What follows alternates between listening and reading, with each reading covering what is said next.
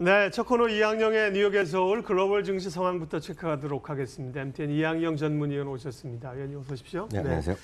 사실은 뭐 홍콩 사태도 그렇고 무역 분쟁도 시원치 않아서 주가가 좀 꽤 밀렸는데 꽤 많이 올라오면서 다우를 플러스로 만든 게 보잉이었습니다. 네, 맞습니다. 네. 그만큼 미국 주식시장이 좀 뭐랄까 좀 저력이 있다라고 예. 일단 이해하시면 좋겠습니다. 말씀하셨던 대로 다우 기준으로 보면 한 160포인트 정도 하락 언저리에서 출발한 거로 제가 봤고요.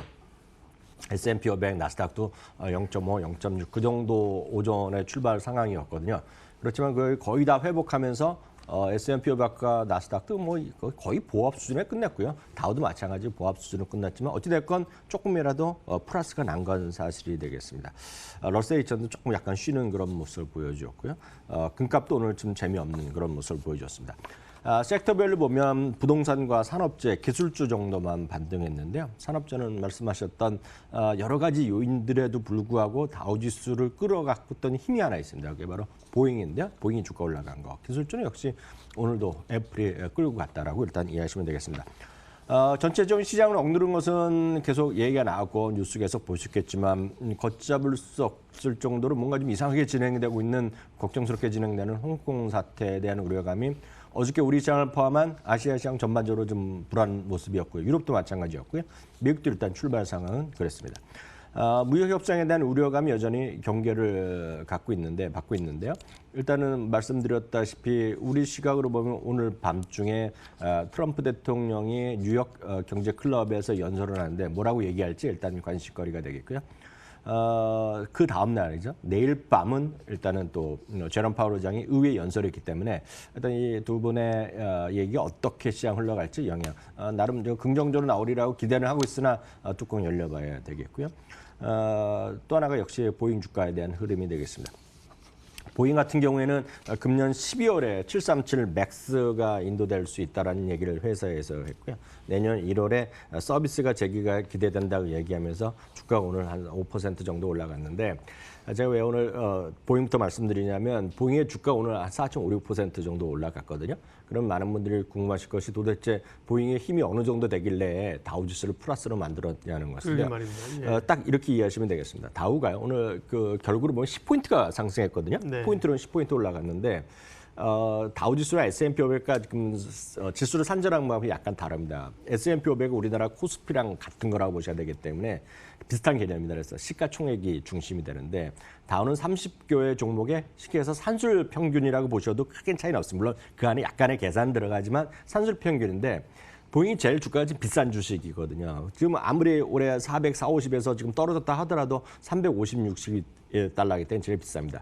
오늘 쉽게 말씀드려서 어렵게 말씀드렸는데 다우지수에서 전체적으로 마이너스 10, 플러스 10인데 다우지수가 올린 게 110포인트입니다. 그러니까 나머지는 100포인트 정도 떨어졌는데 다우지수 한 종목으로 끌어올렸다. 보잉이요? 예, 보잉이요. 네, 그래서 네. 그렇게 제가 오늘 먼저 좀 설명을 드렸고요. 관련해서 그래서 다우지수는 오늘까지 해서 연초부터 9번째 사상 최고가 나왔고요. S&P 500은 어저께까지 그러니까 지난주까지요. 19번째, 나스닥은 14번째 사상 최고가였는데 오늘 그 추가 기록에는 일단은 약간 모자랐습니다. 시장에 관련해서는 뭐 여러 가지 목소리가 있겠으나 밀러 타박과 바이털 널리지 같은 경우에는 거의 똑같은 얘기를 하고 있습니다. 8월 저점 이후에 미국을 비롯한 유럽 주식시장도 꽤 많이 올라와 있기 때문에 과매수 영역이라는 주장 분명히 일리가 있겠고요.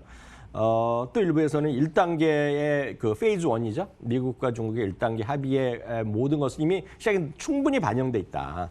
그리고 시장 평가가 그에 따라서 나름 그들의 입장에서 보면 고평가돼 있다는 얘기예요. 고평가돼 있다. 그런 주장하면서 지금 쉬어된다는 주장도 분명히 있겠고요. 반면에 JP모건의 제이미 다이먼 회장은 지금 역사상 가장 큰 경기 상승세가 이어지고 왔고 앞으로도 이어질 가능성을 얘기하면서 여전히 시장에 대한 긍정적 뷰도 오늘 재확인했습니다.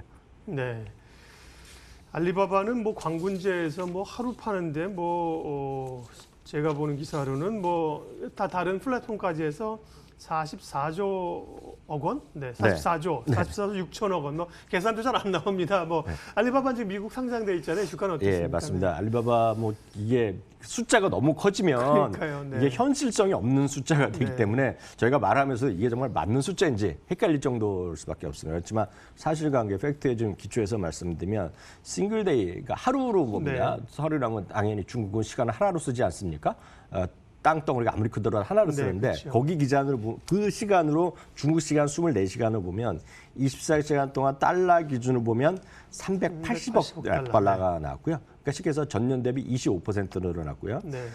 중국 위안화로 기준으로 보면 2,135억 위안이 나왔습니다. 네. 그러니까 이것이 25%인데 이건 뭐 한돈을 이게 얼마인지 제가 모르겠습니다. 이게 보면 이게 44조 원이라는 얘기일 수도 있겠고요. 모르겠습니다. 제가 환율을 모르기 때문에 중국 위안은 뭐 제가 별로 써본 적이 없기 때문에 모르겠는데 여하튼 그런데 결국은 중요한 건 알리바바 이번 싱글데이는 징동당 코앞에서 더 많이 팔았겠지만 핵심은 이겁니다.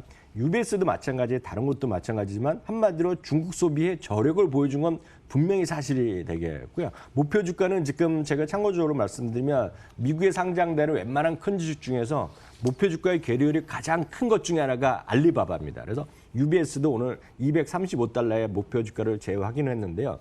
이 현재 주가는 180달러 수준이고 최고가가 한 220달러 정도인데 그 최고가가 언제냐면 지금 올해도 아니고 작년 겨울도 아니고 작년 초입니다. 이게 무슨 얘기냐면 알리바바나 징동당콩 비롯한 수많은 중국 관련 주식들이 미중 간의 문제 때문에 지금 상당히 좀 저평가돼 있습니다. 네. 그렇다고 해서 오늘 이것 때문에 갑자기 올라가느냐?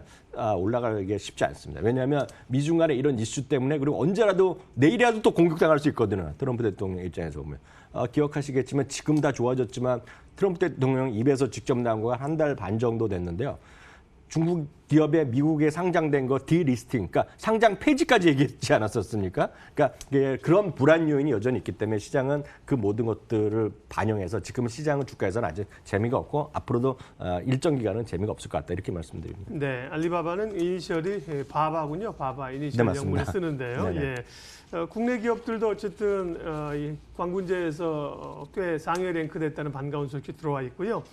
애플은 계속 사상 최고가군요. 네, 맞습니다. 애플의 사상 최고가는 네. 뭐 걷잡을 수 없을 정도로 가고 있고요. 특히 이제 하나만 말씀드리면 아이폰도 아이폰이지만 에어팟을 많이 쓰시지 않습니까? 그 여러분 귀에 꽂고 다니는 그런 것들인데요.